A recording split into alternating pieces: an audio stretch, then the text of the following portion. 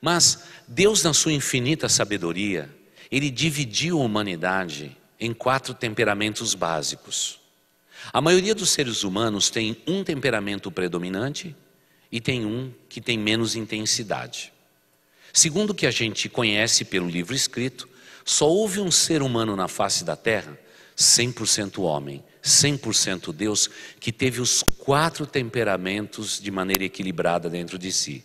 Foi o Senhor Jesus Cristo. Não vemos em toda a Bíblia qualquer ser humano que tenha a dosagem dos 4 temperamentos. Todos nós temos um temperamento mais predominante e um temperamento um pouquinho menor, em menor intensidade. Por isso podemos chamar uma pessoa de sanguínea para, e esse para alguma coisa é a quantidade menor. Claro que existem testes, eles custam muito caro para você descobrir qual é o seu temperamento. Não é? Geralmente nos testes vocacionais, dentro das igrejas, dos seminários, se faz um teste, não é, de vocação, e ao mesmo tempo se discute a questão dos temperamentos. O custo é muito alto e por isso, porque é algo muito individualizado e por isso nem todas as pessoas sabem dos seus temperamentos. Veja, o pastor só vai dar uma passadinha aqui, uma pinceladinha, e quem sabe um dia possamos nos reunir para estudarmos de fato os 4 temperamentos. Então vamos começar pelo primeiro, tá bom? Olha, o primeiro temperamento, se você imaginar o sentido, vamos dizer assim, o sentido horário de um relógio, na parte de cima do relógio, à esquerda, vai ficar um temperamento chamado sanguíneo. Esse temperamento sanguíneo ele é muito importante para todas as relações humanas. Aí se encontram as pessoas mais faladoras. É aquelas pessoas que não dá para ficar quieto de jeito nenhum. O exemplo mais clássico na Bíblia é Pedro. Não é? Pedro. Deus vai falar no Monte da Transfiguração, lá estão Jesus, lá está Moisés, lá está Elias, um representando a lei, outros profetas. Veio a voz de Deus dos céus e disse: este é o meu filho amado, a ele ouvi. Acabou de fazer isso, Pedro quer falar. Você diz assim, mas a voz acabou de dizer para ouvir, Pedro quer falar. Por isso eu vou dando uma pinceladinha falando de alguns personagens, só para os irmãos perceber que pessoas de todos os temperamentos foram usados por Deus. Como você tendo o seu temperamento, você vai ser usado por Deus. Claro que os temperamentos existem para serem transformados. Por isso que os frutos do Espírito Santo na vida de um genuíno cristão, ele é aquele dosador da transformação dos nossos temperamentos. E os nossos temperamentos podem ser transformados pela pura atuação do Espírito Santo de Deus. E por isso o sanguíneo é sempre cordial, gosta de ficar às portas, é vigoroso quando cumprimenta a pessoa, não é aquele cumprimento miadinho assim, bem, não, mas é aquele cumprimento forte mesmo, não é? O sanguíneo faz questão de dizer que ele está presente, não é? Ele dificilmente ele consegue ficar sem falar. Não é? A pior coisa para um sanguíneo é ele ficar dentro de uma sala e alguém dizer: vocês vão passar agora fazendo esse teste durante essas próximas 4 horas e ninguém pode falar. Não é? Pode ter certeza que ele vai bater caneta, ele vai bater papel, não é? E a gente conhece os sanguíneos dentro de uma igreja porque eles não param. O pastor está pregando, eles estão abrindo a Bíblia, achando fotografia velha na Bíblia, eles estão andando de um lado para o outro, estão comendo unha, estão batendo alguma coisa. É assim, o sanguíneo é assim, a gente abate os olhos, a gente já sabe o que é. E é legal por isso, porque a gente sabe as ovelhas que a gente tem, isso é muito gostoso, né? É uma pessoa extremamente apaixonada por aquilo que faz. Tudo fala realmente com paixão, não é? Com paixão. Por exemplo, se acontecer um acidente agora aqui, não é? Na esquina, é interessante, cada temperamento vai contar o acidente de um jeito, não é? O melancólico vai chegar e dizendo: gente, eu não quero nem olhar, vai alguém lá fora para ver. Olha, eu vi uma freada forte, não é? Eu vi uma freada forte, alguém foi atropelado. Vai lá fora. Olha, eu já estou com o meu coração que nem bate, apanha. Não é? O fleumático já vai dizer na hora: olha, eu acho que a gente não tem que se meter em nada, deixa que se precisar chama a polícia, chama o resgate e tudo mais e tal, né? O colérico já vai dizer o seguinte: vamos lá para ver o que aconteceu, não é? E o sanguíneo vai chegar de lá para cá dizendo: você não sabe o que aconteceu, foi terrível, foi horrível. ele tem uma tendência de exagerar, porque tudo na vida do sanguíneo diz respeito a algo visceral dentro dele. Ele tem que contar com todas as letras e tudo mais, não é? E eles cometem um grande erro que de vez em quando até aumenta um pouco as coisas. Se você tem alguém que gosta de aumentar, já vai descobrindo o temperamento dele ou dela. Esse sanguíneo não gosta de solidão de jeito nenhum. Sempre tem que ter um convívio social assim, muito forte, intenso. Tudo tem que ser intenso, não é? E o sanguíneo é sempre assim, não é? Diz que Jonas, no ventre da baleia, se fosse um sanguíneo, a baleia teria vomitado ele antes, porque ele estaria falando com a baleia, não é? Ele estaria falando com a baleia, mas como ele era fleumático, então ele ficou até ser vomitado dali, não é? Ele não é nada tímido. Não é nada tímido. Ele sempre diz que ele é tímido. Eu não vou dar meu palpite e tudo mais, mas isso é simplesmente para esconder o desejo de dar a opinião dele ou dela, não é? São bons vendedores, são funcionários locais de atendimento público e são bons demais, professores, conferencistas, atores, operadores, pregadores e ocasionalmente bons chefes. E agora não sei porque o autor do livro colocou ocasionalmente bons chefes. Não é? Porque no íntimo do meu coração eu acho que todo sanguíneo ele tem grandes dificuldades de formar bons times de trabalho, porque normalmente ele quer fazer tudo, não é? Ele passa na frente dos outros, tá bom? Então vamos lá, o aspecto positivo bem rapidinho, tá? São pessoas comunicativas, são destacadas no meio das pessoas, são entusiastas, não é? São pessoas afáveis, você consegue chegar perto fácil, são pessoas muito simpáticas, estão sempre mostrando o dente, tá bom? São bons companheiros, você pode contar com ele, não é? Se precisar tirar a roupa ele te dá, se precisar empurrar o carro ele empurra, se tiver que acordar às 3 da manhã e ir buscar, resgatar você, ele vai, não é? E uma coisa interessante, é crédulo. Se você contar uma história para o sanguíneo, ele acredita. É por isso que as pessoas mais enganadas são sempre os sanguíneos. Conta uma história, você vai ganhar dinheiro com isto, e vende um negócio para ele, ele compra. Ele compra simplesmente para dizer para os outros, novidade, encontrei um negócio que eu vou ficar milionário. Não é? Então é bem assim. Aspectos negativos do tal do sanguíneo, não é? São pessoas volúveis, mudam de opinião o tempo todo, não é? E torce para um time hoje, torce para outro time amanhã, não é? São pessoas indisciplinadas. Você olha para o carro dele, não tem aquela organização. Você olha para a mesa dele, não tem organização nenhuma. Mas ele consegue se achar no meio da bagunça, não é? E quando não acha, ele diz para a esposa: onde está aquele papel que eu deixei aqui? Não é? São impulsivos, barulhentos, não é? Então no hall de entrada a gente já sabe quem é sanguíneo, né? Da igreja a gente já sabe, porque quando chega todo mundo sabe que chegou. E aí, como vai? Tudo bem? E tudo mais. Aí a pessoa fala assim: e aí, meu amigo, que prazer em ver. É a primeira vez que eu estou aqui, não é? Eles são bem barulhentos, não é? E a gente sabe que eles chegaram. São ao mesmo tempo pessoas inseguras a respeito do seu futuro, são egocêntricos, gostam de ser o motivo da conversa, exageram, mas ao mesmo tempo são pessoas medrosas. Se tiver que tomar uma decisão, ele vai empurrando para a barriga até o último instante. Os sanguíneos são os últimos a entregar imposto de renda, né? Porque a decisão forte deixa tudo para a última hora. Tá bom? Se você olhar para o outro lado do relógio, então das 9 horas até meio-dia está lá o sanguíneo, da meio-dia até as 3 da tarde no relógio sentido horário estão os coléricos. Bom, com esse nome colérico você já percebe que são pessoas ardentes, vivaz, ativos, práticos, voluntariosos, não é? São decididos, não é? Mas tem um grande perigo de se tornar autossuficientes. Eles acham que o mundo gira ao redor deles. São pessoas extremamente ativas, não é? Estimulam todos que estão ao seu redor, não cede nunca sob pressão, portanto não é como o sanguíneo volúvel, não é? Possui uma firmeza em tudo que faz, é muito firme, resoluto, né? E normalmente tudo que faz é para obter sucesso. Se isso é uma virtude ou uma fraqueza, a gente só sabe dependendo do caráter, não é, de um colérico, não é? Não são dados às emoções, não é? Porque são extremamente analistas, não é? Chegando num lugar, ele bate os olhos assim, ele já logo vai analisando a pessoa e às vezes tem uma fraqueza muito grande de fazer pré-julgamento das pessoas, porque já vai olhando, já vai rotulando, já olha de cima a baixo e já diz, eu já sei que essa pessoa é desse jeito ou daquele jeito, não é? Por outro lado, ele realmente detesta ser surpreendido. Em qualquer instante, se alguém fizer uma surpresa, o sanguíneo vai ficar bravo. O sanguíneo não gosta de surpresas. Ele quer tudo debaixo do controle dele.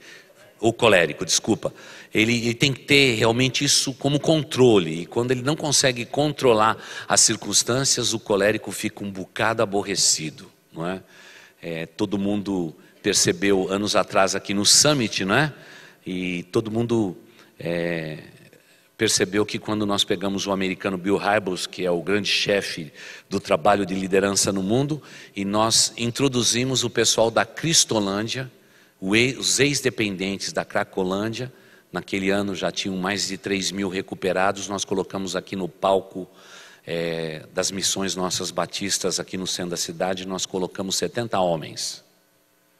Bill Hybels não sabia que eles iam entrar. Ele estava do meu lado e ele disse assim, pastor, eu não gosto de surpresa. O que é isso? Ele ficou bravo, ele ficou muito bravo, porque é um colérico, não é?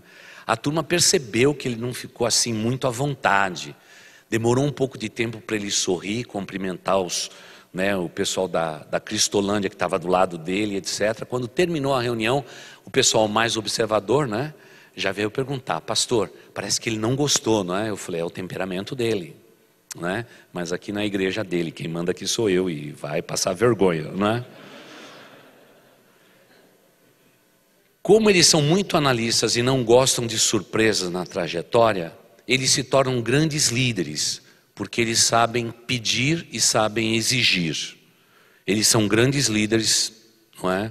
E grandes chefes de Estado, grandes generais, para o bem ou para o mal, todos eles foram coléricos, não é? No estudo feito. São sempre bons gerentes, excelentes planejadores, não é? São produtores de ideias, de planos, não é? Mas têm uma tendência exagerada de serem ditadores. Quem na Bíblia você acha que era desse jeitinho aqui? Quem que vocês acham? Paulo, não é? Paulo, não é? Quando ele soube que os cristãos, seguindo alguém de Nazaré, estavam dizendo que ele era o Messias, ele pediu cartas dos principais e disse, mata os homens e prendo mulheres e crianças. E lá foi Paulo. Deus teve que falar muito sério com ele no caminho de Damasco. E mesmo depois de convertido, a gente vê a liderança de Paulo é uma liderança brava. O sujeito é bravo. Vocês se lembram do caso de João Marcos? João Marcos chegou num final de noite, cansado, todo esfolado de terem corrido da última cidade, porque eles estavam sendo apedrejados. João Marcos era moço, não tinha ainda a maioridade judaica, talvez 28, 27 anos de idade. Ele chegou para Paulo e falou assim, Paulo, eu não estou aguentando mais. Todo navio que a gente entrou afundou. Nós passamos por 3 naufrágios. Toda cidade que a gente entrou, nós saímos de lá mal. Fomos apedrejados, perseguidos, não estou aguentando muito isso. Paulo disse para ele assim, volta para baixo da saia da sua mãe, porque eu não quero gente fraca aqui com o meu lado. Do meu lado só tem gente forte. E João Marcos foi embora. João Marcos foi embora. 3 anos e meio depois ele vai pedir para chamar João Marcos de volta, porque ele já estava perdendo a visão e precisava de alguém para escrever os livros.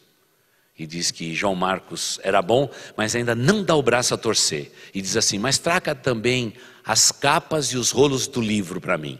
Traz João Marcos, mas traz a capa e o rolo dos livros que eu deixei na cidade de Filipos. Não é? É interessante, né? Foi um grande líder, um homem usado por Deus. A maior parte do Novo Testamento se deve a ele, mas ele era um cara durão mesmo. Era um cara durão, não é? Ele não era nada fácil. Os aspectos positivos do temperamento colérico, eles são enérgicos, resolutos, o mundo precisa de pessoas assim, independentes, otimistas, práticos. eficientes, decididos, são líderes naturais, mas são também audaciosos. Todos os aspectos positivos que tornam um colérico potencialmente um líder entre os outros, não é? Líderes entre os outros. Os aspectos negativos, eles são estes, e são poucos, mas fortes, não é? Intolerante, vaidoso, autossuficiente e insensível às pessoas. São insensíveis ao sofrimento humano. Parece que fraqueza e problemas oriundos desse temperamento os tornam impacientes. Eles não têm muita compaixão no seu coração, não é? São inflexíveis, tempestuosos e às vezes nas suas línguas incontroláveis. Eles sabem como ferir alguém com a sua boca. Os problemas que eles normalmente causam, eles se tornam exigentes demais com seus pares, com seus cônjuges, com a sua família. É uma pessoa de muitos argumentos, não é? É realmente decidido. A bondade às vezes some da sua vida e ele cria às vezes para si só padrões altos para se viver, quase inatingíveis, e portanto ele passa por situações difíceis, não é? Esses são os coléricos. Não é fácil ser colérico, não é? Não é fácil mesmo. Principalmente quem é colérico parasanguíneo. Um pedaço colérico e sanguíneo, os dois não se combinam. Tudo que está na parte de cima de relógio, um não fala muito bem com o outro, não é? Mas tem pessoas que são coléricas sanguíneas. Então aí o negócio fica difícil mesmo, né? Fica difícil.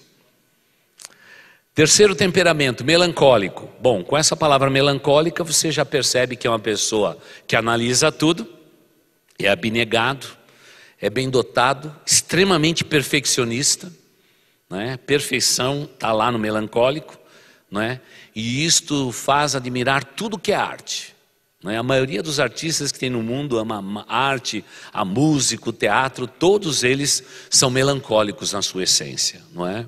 São pessoas introvertidas por natureza, não gostam de demonstrar seus sentimentos e muito menos falar de si mesmo ou de si mesma para os outros. E às vezes é levado por conta do seu ânimo extremamente analítico e por serem pessoas introvertidas, muitas vezes eles se fecham dentro de si e quando não quer falar com outros se torna até hostil. Quando alguém lhe diz, por que você está quieto? Por que você está quieta? Por que você não está falando? Você está chateado comigo e tudo mais? Aí pode ser até mesmo que um melancólico comece a ficar muito nervoso ou muito nervosa. É amigo fiel, você pode contar com o melancólico para sempre, mas não faz amigo facilmente. Para você ser amigo de um melancólico ou de uma melancólica, você tem que comer um saco de sal com ela ou com ele. Só que não é o saco de sal da Cisne de 1 quilo, tem que ser de 25 quilos, tá bom? Leva tempo, né? Agora, quando você torna um melancólico seu amigo, é amigo para sempre. Nunca se esquece desta amizade, amizade verdadeira.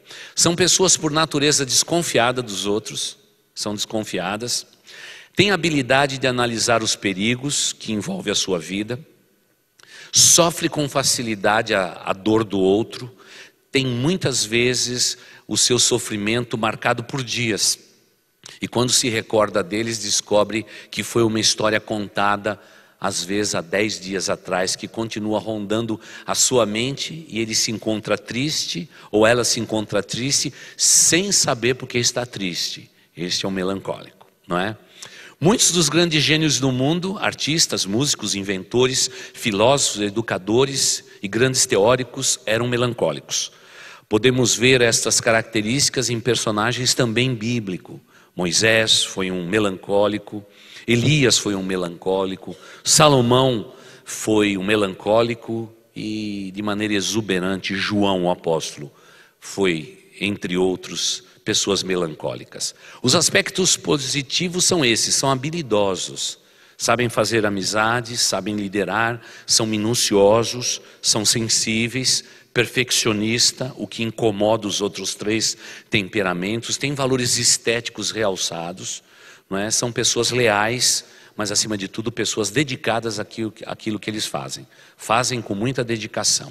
Aspectos negativos dos melancólicos, são egoístas, amuados, pessimistas extremamente teóricos, às vezes confusos, às vezes antissocial, são extremamente críticos, se precisar são vingativos e são inflexíveis.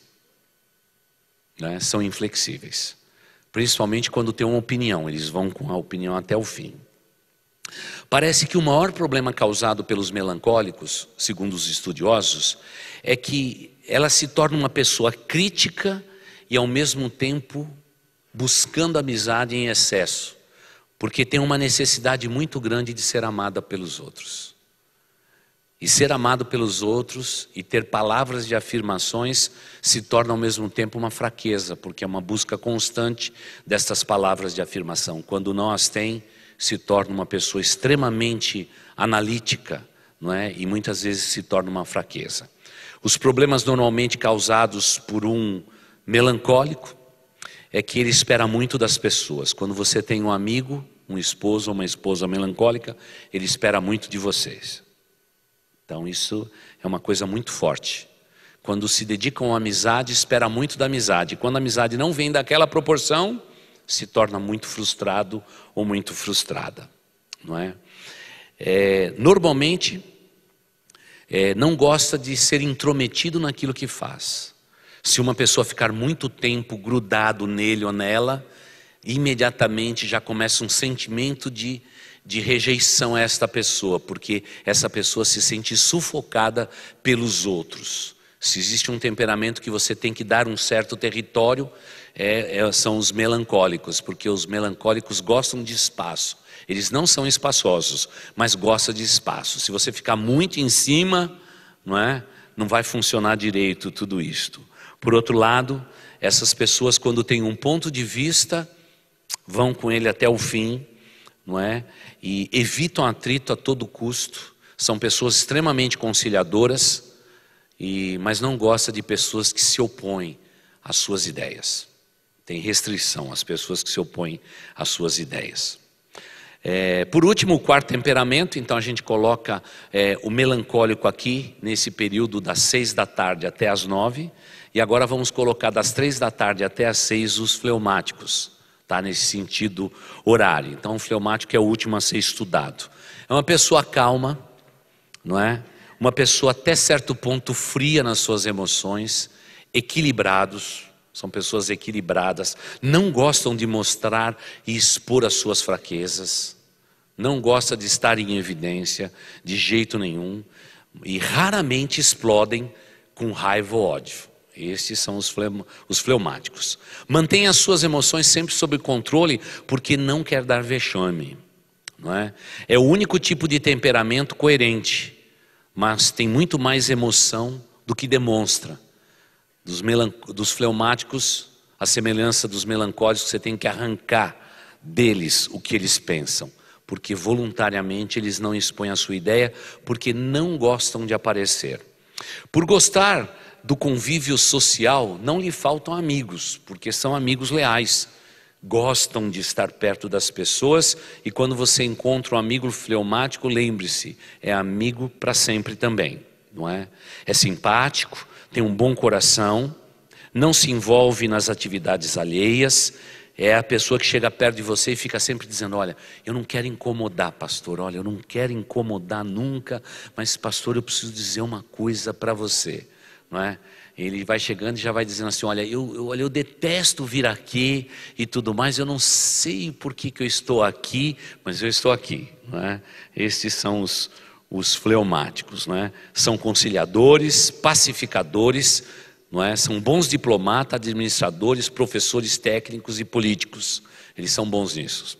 Os aspectos positivos: calmo, cumpridor dos seus deveres, eficiente nas suas tarefas, conservador nos seus hábitos, prático na maneira de viver, é também um líder, pratica diplomacia, gosta que todos estejam bem e é bem-humorado. Pessoa bem observadora, e quando abre a boca para fazer uma piada, a piada acerta em cheio, não é? Porque são bem observadores. Os aspectos negativos: são calculistas demais, têm muito medo, são temerosos, são indecisos para tomar a decisão, geralmente vai procurar, não é, um colérico consanguíneo para se aconselhar.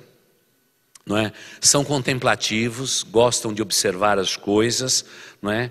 São desconfiados nesse sentido negativo, são pretensiosos, eles gostam de ter, possuir, são introvertidos, extremamente introvertidos, e quando as coisas não dão certo, são pessoas extremamente desmotivadas. Extremamente desmotivada. Parece que quando a gente analisa as fraquezas, os problemas causados pelo um fleumático, parece que ele, até certo ponto, ele parece para os outros temperamentos que ele é indiferente. Ele não é indiferente, mas ele parece ser indiferente, não é? Tem uma certa indolência, ele tem uma tendência de esperar a reação do outro para tomar a dianteira. E dessa maneira, às vezes, ele até cansa um pouquinho e provoca os outros em exagero.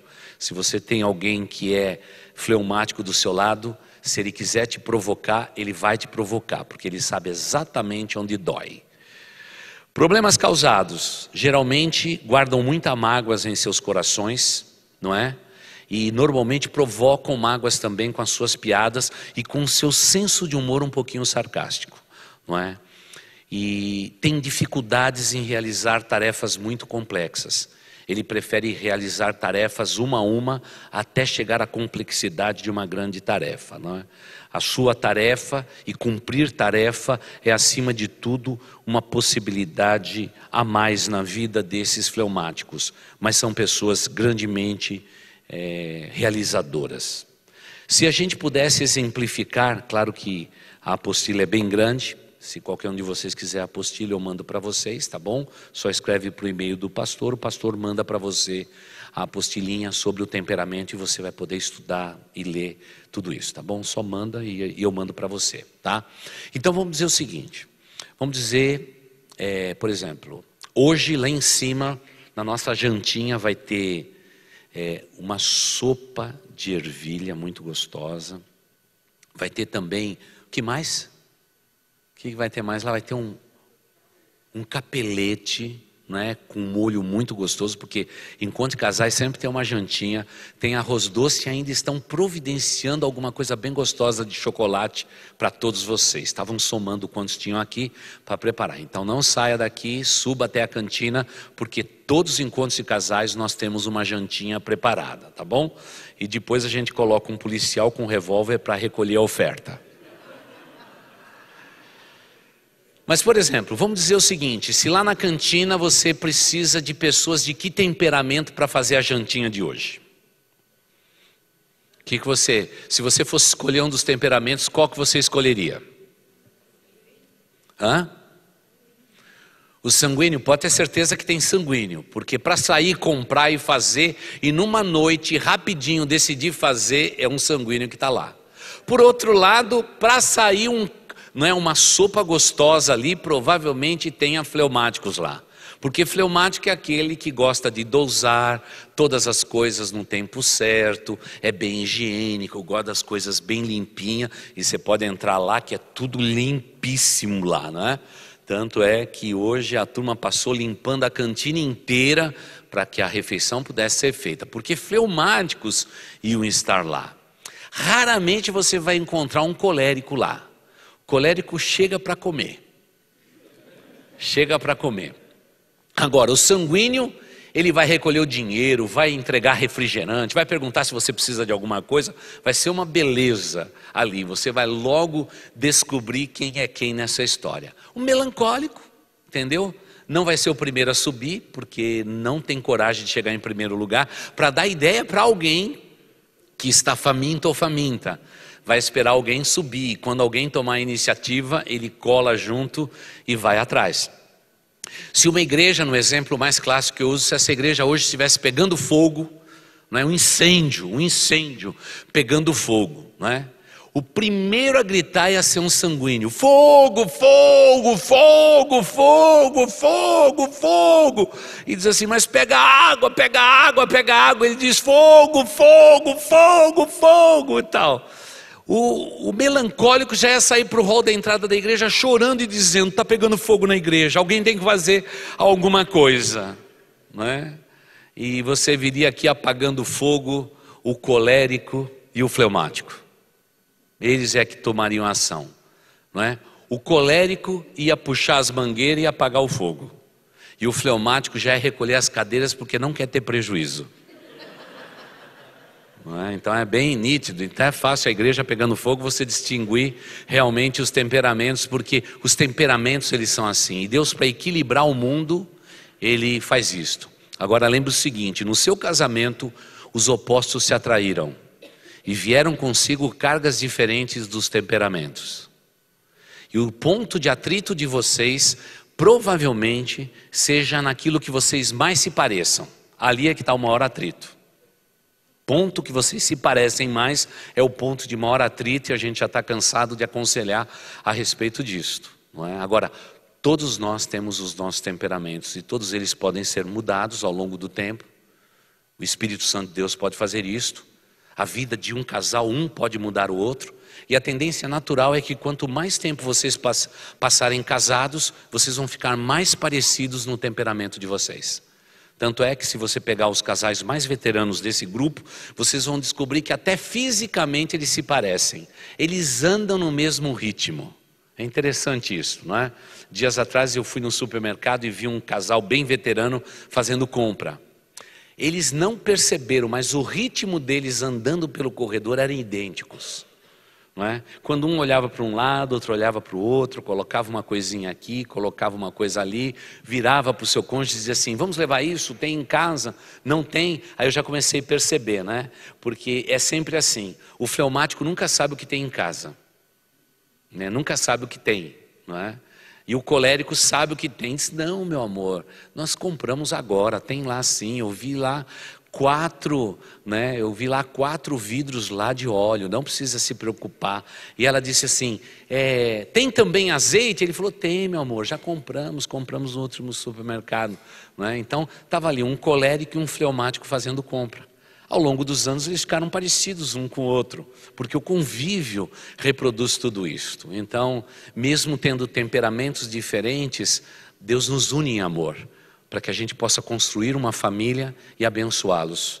E lembre-se, se você tiver 10 filhos, cada um deles vai ter uma proporção diferente de um e de outro temperamento, os que farão pessoas diferentes uns dos outros, não é? Ainda hoje mesmo, dentro do carro, levando minhas netinhas para a escola, eu olhei para o vidro e descobri como pode 2 gêmeas idênticas, não é? Foram geradas ao mesmo tempo, na mesma placenta, são idênticas, iguaizinhas. Olhando pelo vidro você não sabe distinguir qual uma, qual é outra, mas cada um com o seu temperamento. Deus criou 2 pessoas, ainda que as pessoas olhando por fora achem que sejam idênticas. São 2 pessoas completamente diferentes uma das outras. E é bonito ver como Deus faz isso. E eu dirigindo o carro diferente delas 2. Eu digo assim, Senhor Deus, é só o Senhor que tem o poder de nos colocar debaixo do mesmo teto e nos ensinar a nos amar, tendo tantas diferenças em comum. Mas o amor faz com que exista um denominador comum entre nós. E no nosso caso, Jesus Cristo é o nosso denominador comum. Eu não sei como que você vive no seu relacionamento com o seu cônjuge. Então lembre o seguinte, provavelmente o temperamento de um e de outro é que seja o vazio, a distância maior entre vocês 2. Agora, isso não é errado. Deus, quando uniu pessoas diferentes com temperamentos diferentes, Ele acertou. Porque, irmãos, você imagina 2 fleumáticos casados? Irmãos, é muito monótono. É muito monótono. A casa vai ser um tom meio amarelo. Não vai ter nenhuma vibração, não é? Não vai ter time para se torcer. Não vai ter. Se tiver goteira na casa, quem é que vai consertar a goteira? Ninguém, não é? Ninguém, porque o fleumático vai dizer, olha, deixa para lá, põe uma latinha ali e deixa pingar, não é? A torneira está pegando, ai meu amor, que lindo. A gente dorme e fica ouvindo a goteira, não é? É maravilhoso. Então, é assim, irmãos, se tivesse um casamento de 2 pessoas iguais, nunca desisto. No nosso encontro de noivos de preparação de casamento aqui, um deles falou, pastor, nós somos idênticos. Eu falei, então não faço casamento. Ele falou, não vou pôr a mão nisso não, rapaz. Você tem certeza que é igualzinho, igualzinho? Ah, igualzinho, esse negócio não vai dar certo. Tanto é que não virou mesmo. Não é? Tá tudo marcado, desmarcado, acabou. Tchau. Não vai dar certo, claro que não vai dar certo, porque são muito iguais. Deus atrai os opostos, como eu sempre ensino. Deus pega o ferro e o fogo e faz aço. Esse é o nosso Deus.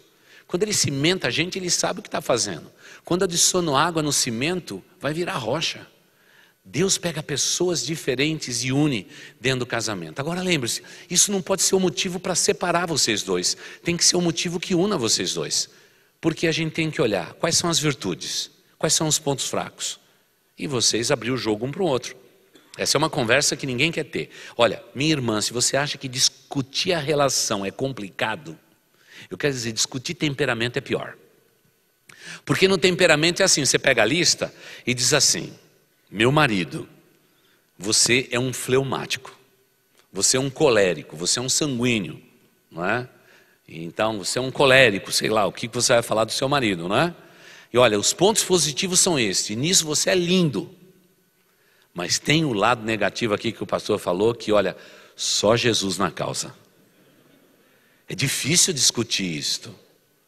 É difícil você discutir isto. Mas esta geralmente a discussão preliminar que a gente tem com os casais. Por quê? Porque nós precisamos muito disto.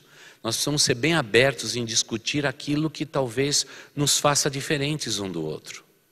E vale a regra que vocês estão cansados e eu estou careca de ensinar já. Não é? Você tem que aprender a separar a pessoa amada da circunstância.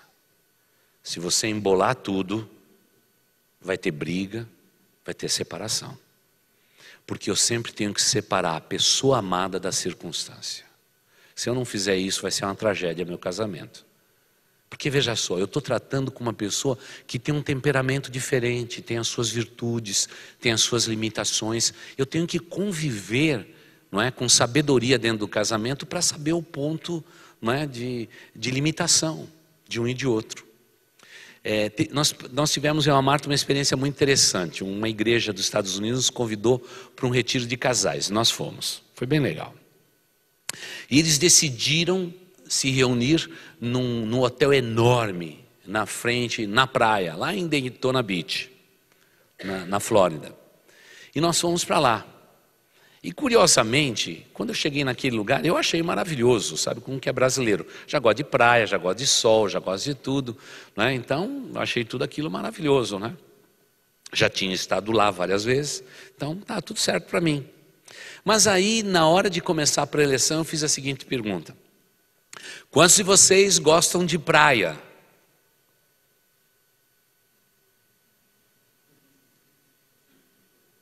Ninguém levantou a mão. 80 casais, ninguém levantou a mão. Eu falei, não, eu acho que vocês não entenderam. Deixa eu perguntar, quantos de vocês gostam de praia? E ninguém levantou a mão. Eu falei, bom, então deixa eu e minha esposa levantar a mão, porque a gente gosta de praia. Praia é bom, praia é gostoso. Aí só nós ficamos com a mão erguida. Não é? Agora pergunte para mim, quem é que marcou esse retiro na praia? Foi o pastor colérico. O pastor falou assim, já achei o lugar e é para lá que nós vamos. Ninguém discutiu. E aí o pastor foi lá na frente, ele foi até bem humilde mesmo. O pastor foi lá na frente e disse assim, pastor Wagner, eu sou o culpado disso tudo. Porque é o seguinte, na minha igreja eu tenho um punhado de gente filomática, ninguém decide nada, só espera pelos outros. São tudo políticos, fica esperando pelos outros, espera, ninguém dá opinião e chega um momento que, ó, vocês estão quase saindo do Brasil e vindo para cá, eu tenho que decidir, eu decido segundo o que eu acho que tem que ser, eu gosto de praia e para a praia nós vamos morrer o assunto e tudo mais. É interessante os temperamentos, quando a gente passa a analisar as pessoas por aquilo que acontece, a gente descobre por quê, não é? Então, por exemplo, você já viu um sanguíneo comprar um carro? Sanguíneo comprando um carro é um negócio legal. Ele sai de casa dizendo para a esposa assim, ó, nós vamos comprar um Sandero prata, não é? O Sandero prata, em 70 prestações. Tá certo? Tá certo. Não é? Então está tudo certo, está tudo combinado. Ele vai comprar, não é? A fleumática vai junto com ele.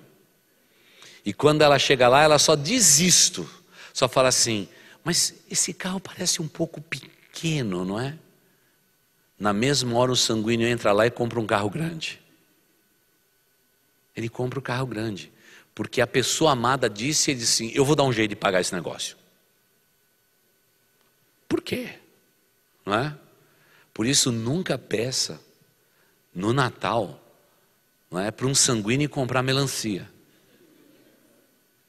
Porque ele vai comprar uma melancia para cada convidado da festa. Ele é sempre exagerado, não é? E naturalmente vai ter um cunhado colérico que vai dizer, quem vai pagar esse exagero? Porque o colérico está sempre preocupado com as finanças, né? O tempo todo. Não é?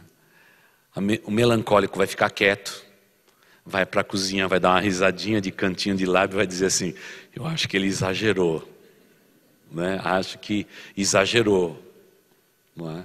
E se tiver um fleumático perto dele, vai dizer assim, olha, eu nunca mais da nossa vida a gente vai convidar esse parente, não é? Porque é um prejuízo, não é? As 12 melancias desse tamanho é demais da conta. Por quê? Sempre, sempre, sempre, sempre, não é? Melancólicos e sanguíneos terão sempre problema em controlar os seus gastos, sempre. É natureza deles. Se eles gostam de uma coisa, eles vão lá e compram. E se alguém que ele ama disser que gosta, vai lá e compra. Simplesmente para poder sempre ser muito amado e querido pelos outros. Porque sanguíneos e melancólicos têm uma tendência de quererem ser amados e bem amados pelas outras pessoas, não é? E claro que nos dois outros temperamentos já tem um pouco mais de cálculo, um pouco mais de razão. Geralmente dentro do lar, quando alguém fica doente, não é? Quem é que vai cuidar do doente? Todo mundo diz assim, não é? É quem está mais perto. Não, nem sempre é assim. Qual o temperamento que você acha que vai ser o primeiro a chegar para dar apoio ao doente que vai ficar doente durante um mês e não vai poder sair da cama? Quem que é o primeiro a chegar e dizer, visitar e dizer, vou te ajudar? Quem que é o primeiro a chegar?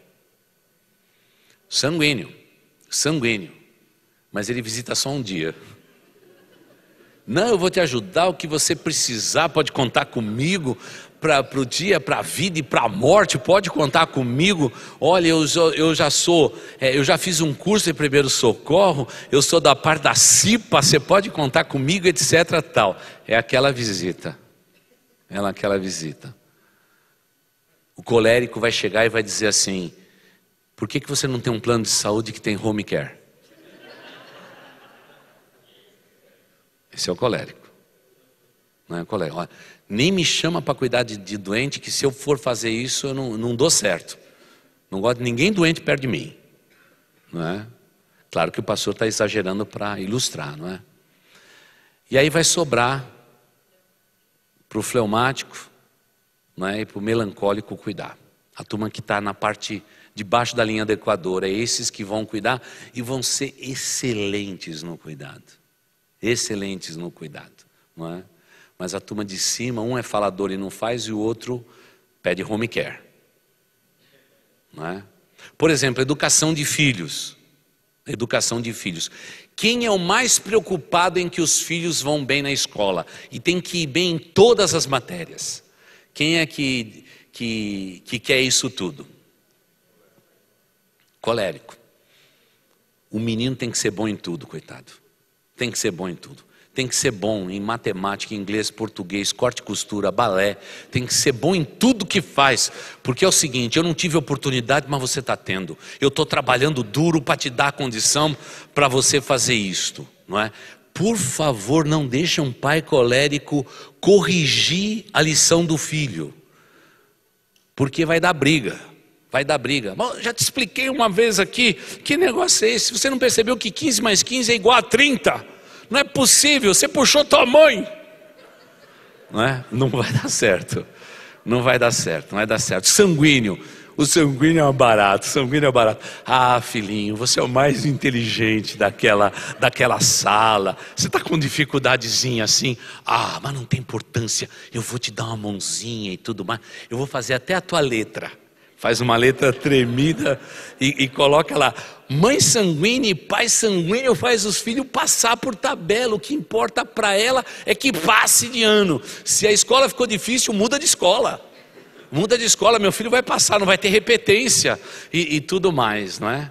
O pai e a mãe fleumático, não é? Já tem aquela paciência mesmo, dizer, não filho, é isso aqui, repete de novo e tudo mais. E só quando não tem mais condição, já está no apagar das luzes, é capaz que ele até faz o problema para o filho, mas tem aquela paciência, né?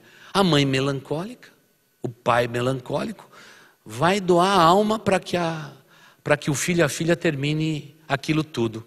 E se o filho disser assim 2 vezes, para a mãe melancólica, para o pai melancólico, diz assim, eu sou muito fraco de cabeça, naquela noite ele nem vai dormir direito. Ele vai dizer, que coisa, aquele bichinho tem tanta dificuldade, tem um problema tão sério, será que teve algum problema? Será que eu fiz alguma coisa errada na minha gravidez? E tudo mais. A mãe melancólica, sempre o problema foi a gravidez.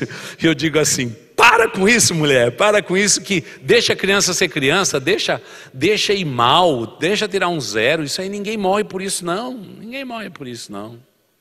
Primeiro emprego é muito legal, né, na vida. Primeiro emprego do sanguíneo, ele vai e diz assim, mãe, pode esperar, esse emprego é meu.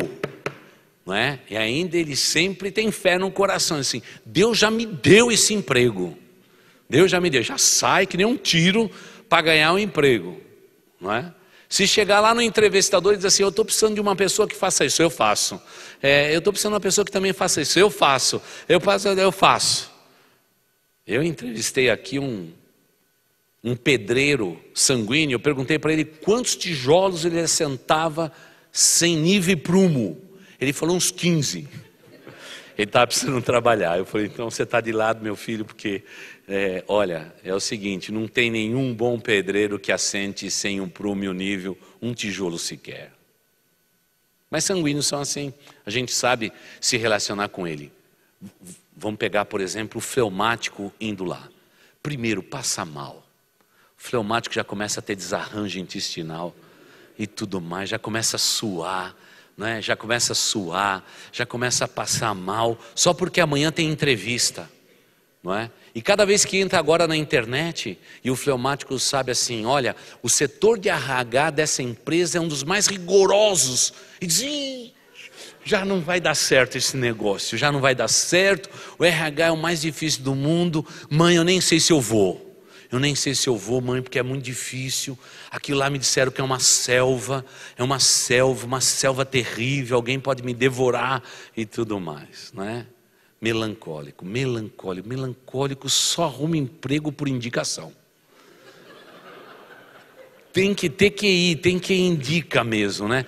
Porque se for pela vontade dele, às vezes a gente olha, né, para a igreja, alguém desempregado, e a gente logo dá uma olhadinha para o temperamento, a gente dá uma mão.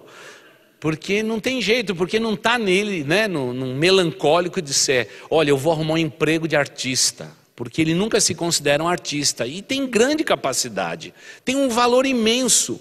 Se dentro da empresa está trabalhando e tem uma nova oportunidade, sempre o melancólico vai dizer, será que eu tento ou não tento? Aí eu vou falar com o pastor, se eu tento ou não tento. Pastor, o senhor acha que eu vou para frente ou eu fico onde eu estou? Não é?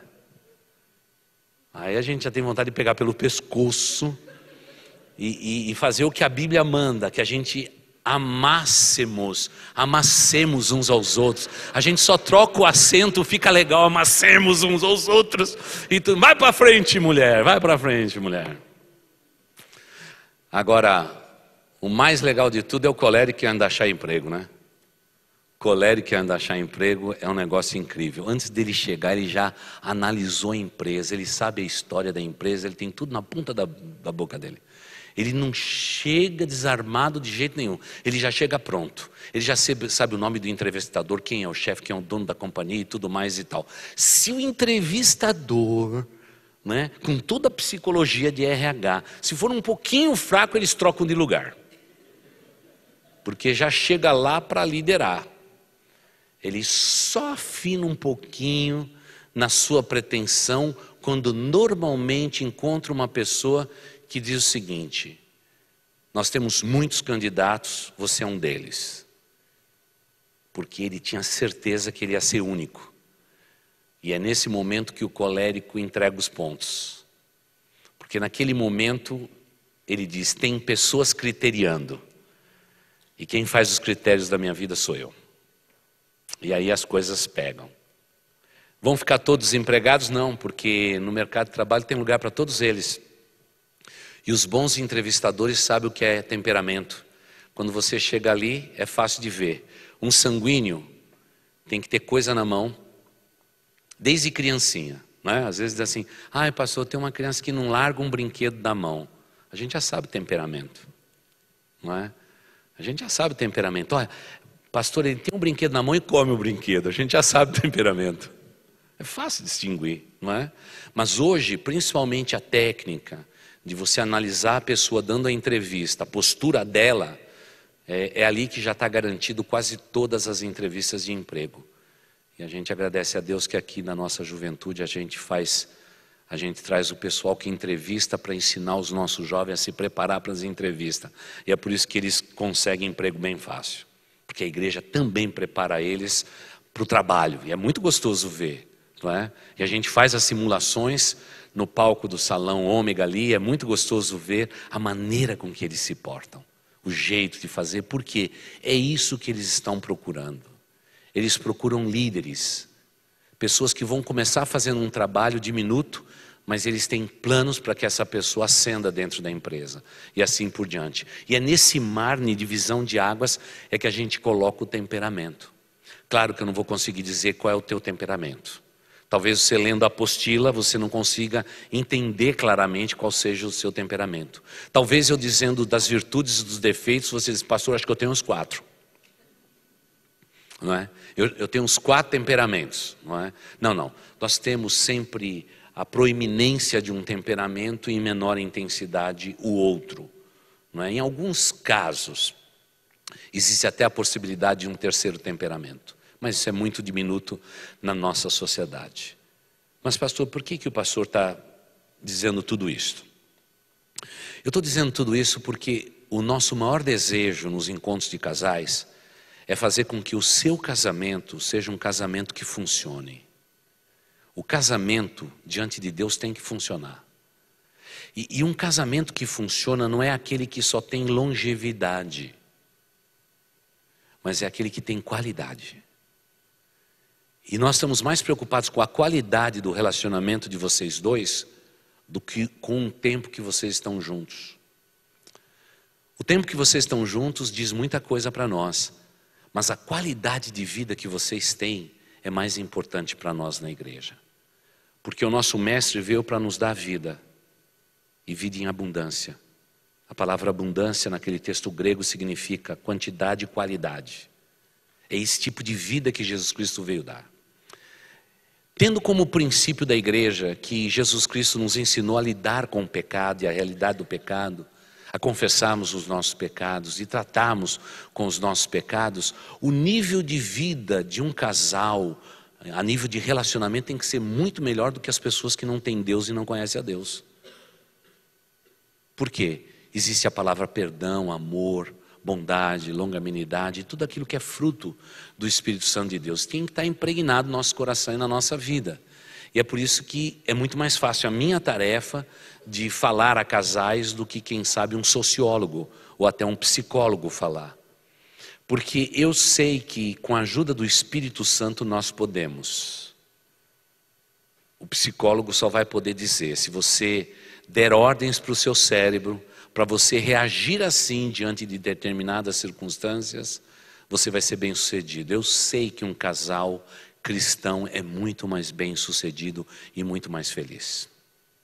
A felicidade está mais perto, porque a Bíblia diz que nós nos amamos como seres humanos e nós amamos a Deus porque Ele nos amou primeiro.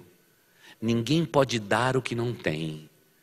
E se você um dia sentiu o amor de Deus na sua vida, a ponto de você ter se consagrado a Deus, você é um fortíssimo candidato ou candidata para ser muito feliz dentro do seu casamento, porque você conheceu o amor verdadeiro. Então é por isso que a gente tem que aparar essas coisinhas pequenas, como o gênio, né, o tanto que você é irritadiço, o seu temperamento. A gente tem que falar e demonstrar tudo isto, porque, querida igreja, queridos irmãos, o que nós mais precisamos na nossa vida é estarmos livres, mas conscientes daquilo que nós somos. E quando agimos dessa forma, a vida nossa, ela é muito mais gostosa. Se você perguntar para mim, aí eu concluo dizendo: pastor, você e a Marta, vocês são iguais? Não, somos completamente opostos. Completamente opostos. Minha esposa é fleumática, ela é melancólica para fleumática. Não é? E eu digo às vezes para ela que ela já foi isso. Hoje ela não é mais isso, mas ela já foi aquilo. Não é? E eu, uma praga. Colérico para sanguíneo. Não é fácil. Eu já fui isto. Deus me mudou um bocado já. Às vezes continua mudando. Não é? Outro dia eu fiquei aborrecido com a minha esposa. E tudo por causa de um cara que me fechou e quase o nosso carro bateu. O carro subiu na calçada, tinha uma pessoa na calçada. Eu fiquei apavorado, desci do carro, fui socorrer aquela pessoa que eu assustei na calçada. E quando eu entrei no carro, minha esposa disse assim: você precisa tomar mais cuidado. Imagina dizer para um colérico sanguíneo que não errou, que ele tem que tomar mais cuidado. Eu fiquei muito nervoso. Fiquei tão nervoso que eu disse: você dirige agora. Mas na mesma hora o Espírito Santo de Deus diz assim: ei, isso aconteceu. Está aí sentado do teu lado a pessoa que você daria a sua vida por ela. E você está assim? É esse o momento em que o pregador lembra de todas as mensagens que pregou a respeito. Porque o Espírito Santo é bem cruel, ele mostra tudo ao mesmo tempo. Eu tirei o carro de cima da calçada, parei o carro e disse para minha esposa: você me dá a honra de eu dar uma volta no quarteirão com você? Ela disse: esse horário? Esse horário. Eu prefiro ser assaltado por um bandido e ser sequestrado do que entrar debaixo da porta da nossa casa tendo você magoada e eu magoado por você, pelo que você falou. E nós vamos dar uma volta, ainda escolhemos um quarteirão imenso, que parecia que não tinha mais volta. Mas aquele foi um bom quarteirão da nossa vida. Porque se você pensa que quem prega no púlpito está pronto, não está pronto ainda. Aquele que começou a boa obra na gente, ele ainda não terminou, ele vai concluir. E às vezes a gente tem que descer do carro, ligar o alarme, dar a volta num quarteirão imenso, para a gente poder se refazer e continuar sendo sincero com a pessoa amada. E foi muito legal, nós demos uma volta no quarteirão. Eu nunca imaginei que naquela rua 28 de julho em São Caetano do Sul, o quarteirão era tão grande. Mas demos aquela volta, voltamos depois, e eu disse assim: meu amor, vamos fazer uma coisa. Quando alguma coisa dessa acontecer de novo na nossa vida, de alguém fazer um mal, e que eu não tiver culpa, você promete para mim que você vai falar um pouco mais tarde? Não fala na hora. Porque você não vai tirar de mim o que eu tenho de melhor. Você vai tirar de mim o que eu tenho de pior. E eu não quero dar para você o que eu tenho de pior. Deus naquele altar me ensinou que eu tinha que dar para você o que eu tenho de melhor e não o que eu tenho de pior. Você promete isso? Prometo. prometo. E eu disse, olha, e eu quero prometer para você de que quando alguma coisa assim acontecer, eu vou me controlar. Mesmo quando você disser de novo, dirija com cuidado. Será que você não errou? Porque não existe um lugar mais seguro na face da terra do que o relacionamento de duas pessoas como vocês dois. É nesse lugar onde que a gente não se desnuda apenas para o sexo. A gente se desnuda para a vida. Nossa vida é um livro aberto. Depois de 5 anos de casado, não tem mais nada para se esconder um do outro.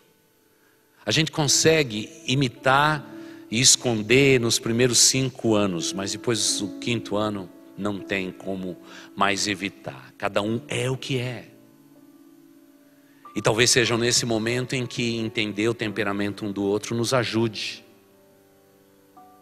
Fomos para casa e naquela andada que nós demos, falamos do nosso temperamento, do jeito que nós reagimos aos problemas e etc. E fomos para casa com o coração mais leve. Com o coração mais leve. Quando chegamos em casa, na nossa vaga tinha um carro de alguém. Deus já estava nos preparando para tudo. Eu dei a volta, não é? Coloquei o carro lá fora. Escrevi um bilhete bonitinho. E disse, esta era a minha vaga. Mas vizinho, foi uma honra poder te servir por uma noite. Eu sou um cristão. Mas se eu tivesse com aquela raiva lá de trás, eu ia tocar todo o interfone até todo mundo ali, porque zanga, raiva chama mais zanga, mais raiva. Então, eu fiz a minha opção. Você no momento de crise tem que fazer a sua.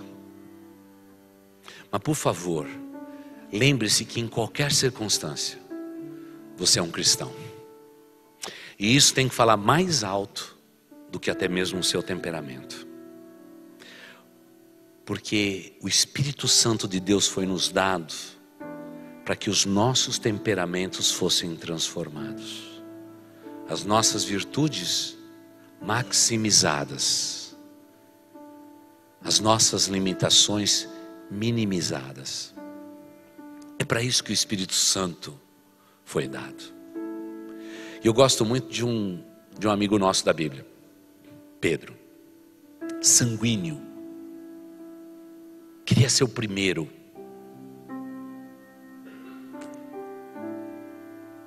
Ele era o primeiro de tudo. Como ele pode escrever uma epístola dizendo assim, filhinhos, filhinhos. Filhinhos no começo da vida de Pedro era uma história, filhinhos depois é outra. Ele queria ser o primeiro do grupo, ele queria andar sobre os mares, ele queria fazer, ele queria acontecer. Quando Deus mandava todo mundo ficar calado, ele queria falar, mas depois de conviver com Jesus, o temperamento dele mudou. Tanto é que no momento em que ele ficou preso por 3 anos em uma gaiola de corvos, e aí foi decidido que ele seria crucificado. Tiveram que esticar Pedro, porque ele ficou encurvado numa gaiola. E na hora da crucificação, ele tinha direito a um pedido. Ele pediu para ser crucificado de cabeça para baixo,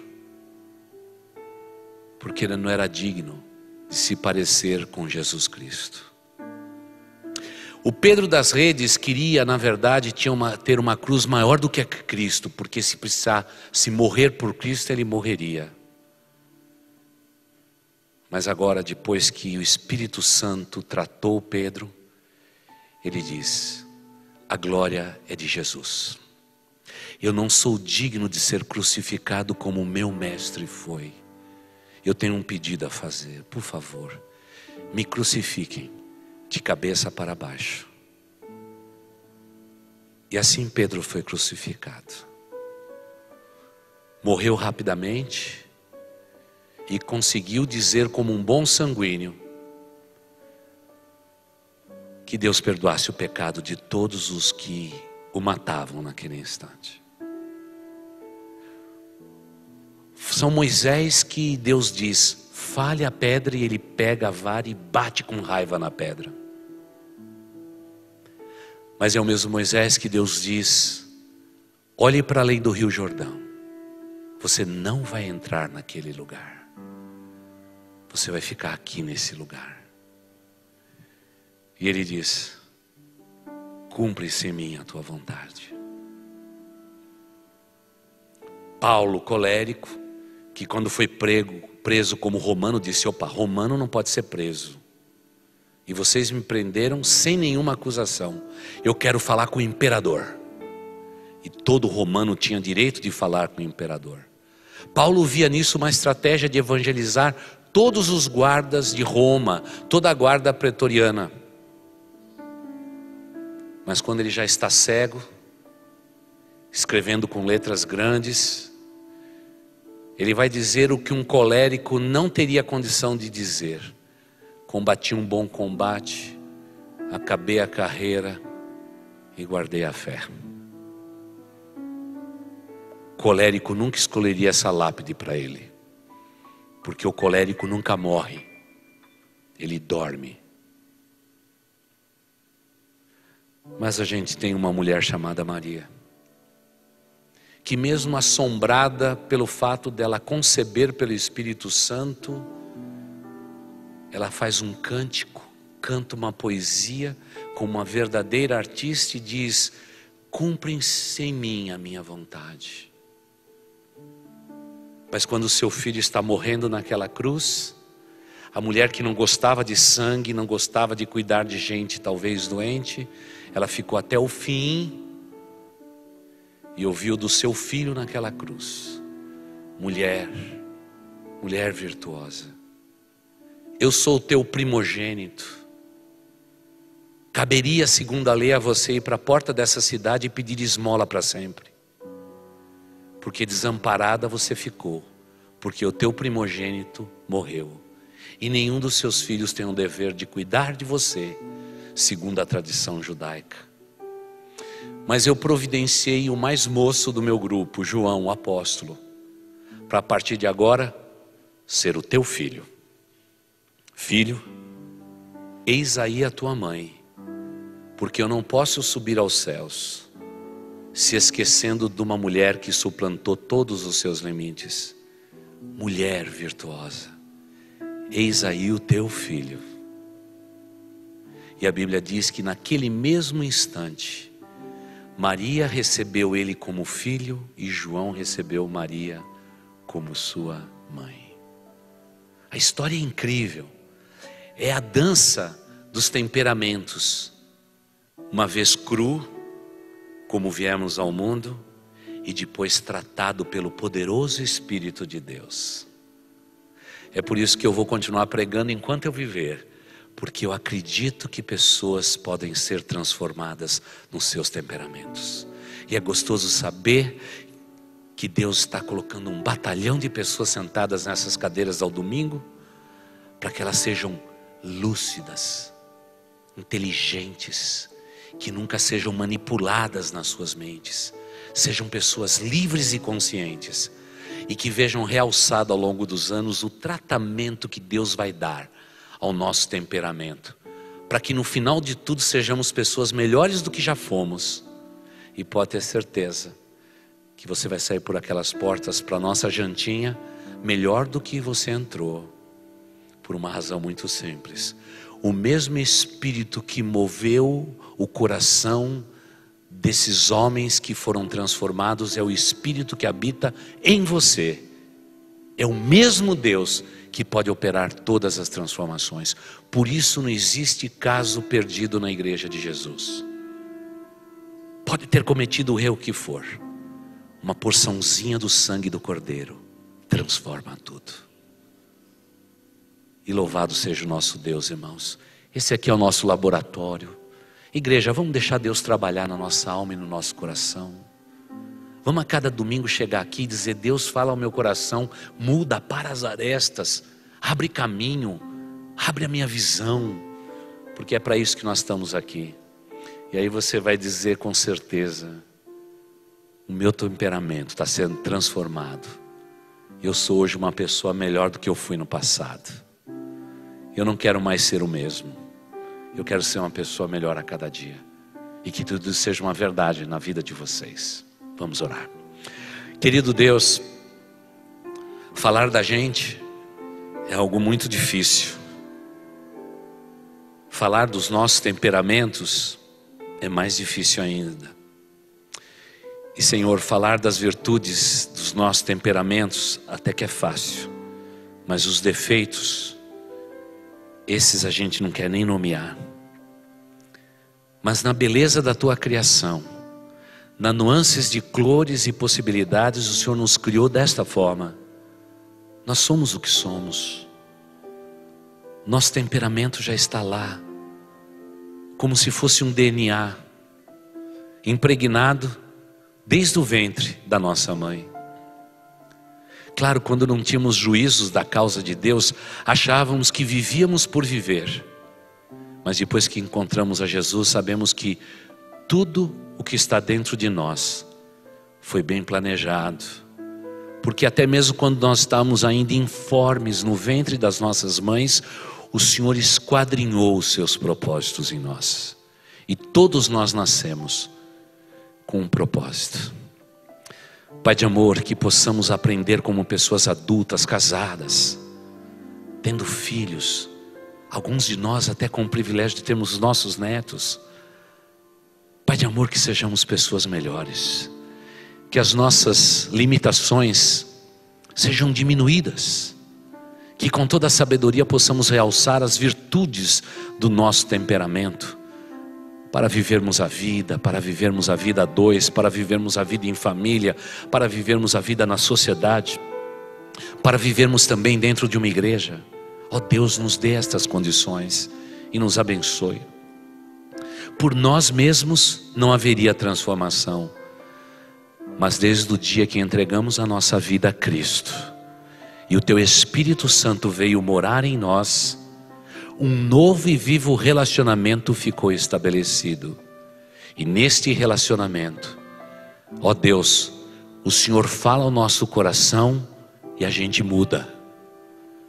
Porque o Senhor disse pela boca de Cristo que bem-aventurados e felizes são aqueles que ouvem as Tuas palavras e as praticam. Esses são comparados aos homens prudentes que edificam grandes coisas no Teu reino. Mas infelizes são aqueles que ouvem estas palavras e não as praticam. Os seus lares, os seus relacionamentos, os seus casamentos serão destruídos.